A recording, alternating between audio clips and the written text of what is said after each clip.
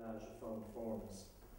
And what I'm really doing is, a lot of this practice is very influenced by art history. I read a lot of art history and art criticism, rather than, say, artists who deal with feeling or emotion or psychoanalysis or being in the world or these sort of things. They're all very relevant, but it just happens that this studio process is quite art historical in the interests I have. So I was concerned for a long time about the legacy of painting and using painting. I painted for many years, and I went to art college sort of later on, and I got this issue about what I could communicate through painting, and I felt over a period of time I could communicate more of my ideas through the photographic work. And the ideas at that time were based a lot around classical imagery, classical found forms, the sort of statuary that you see over in the Crawford Gallery, for example, which I've seen since I was a child, growing up here in Cork, which I've always been very interested in. And a lot of that classical imagery in particular brings with it all sorts of historical connotations which are quite problematic. The heritage of them is very much to do with 18th and 19th century ideas of elevated Western European society, and they bring baggage with them. So I thought you could look at this classical imagery as long as you used it in a very ordinary and honest way, and I began to do a lot of classical imagery in the studio using these sort of approaches by putting panels of images and flat painted panels on a wall and photographing them. And gradually, after a period of a year or two, this imagery began to evolve into formal work. And what I'm interested in at the moment is this crossover between formalist art, which is, I suppose, the sort of art that was very current around the 1960s or the 1970s, and work that is based on ordinary everyday material in the urban environment, which is more conceptual art, found art.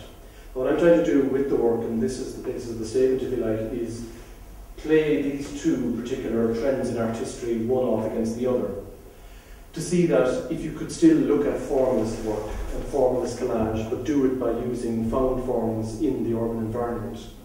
I'm doing the same in the photography work, like the two pieces on the wall, and you'll notice the framing devices and the fact that they appear to be 3D and digital constructed, but they're actually one single image, where I use mirrors in the studio space and layers of found bits of wood, piping, bits of gypsum, bits of metal, referencing very much art history in the way the composition there of the bars going down is obviously looking at this sort of vanishing point of art historical composition in the Renaissance onwards.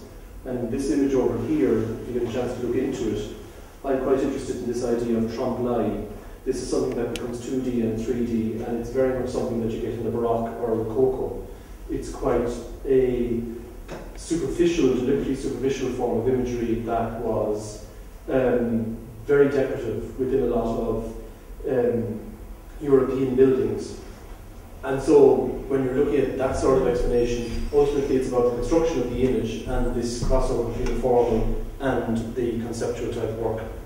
So I also, at the moment, am very interested in the display cases in particular, in finding some means to use found materials sourced in the urban environment, give it a reuse. I'm interested in the idea of consumption and the fact that these are forms that had a use for a particular period of time. There's any number of these are cast out in skips for the last 10 years, which was an interesting period to be looking at this stuff, where the quality of these materials suddenly was lost and gone. And yet, for me, they had a formal attraction, and I felt I could use them in some way by giving them, through reflection, a degree of what I call transcendence. And that's a personal hankering after an idea of beauty.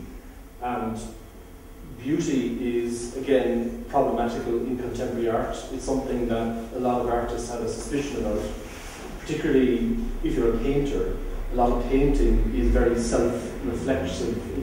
It's quite deliberately downplays the idea of richness in colour and form. And I don't particularly believe in that. I do like to believe in beauty and form, but using very ordinary rudimentary materials to actually achieve it.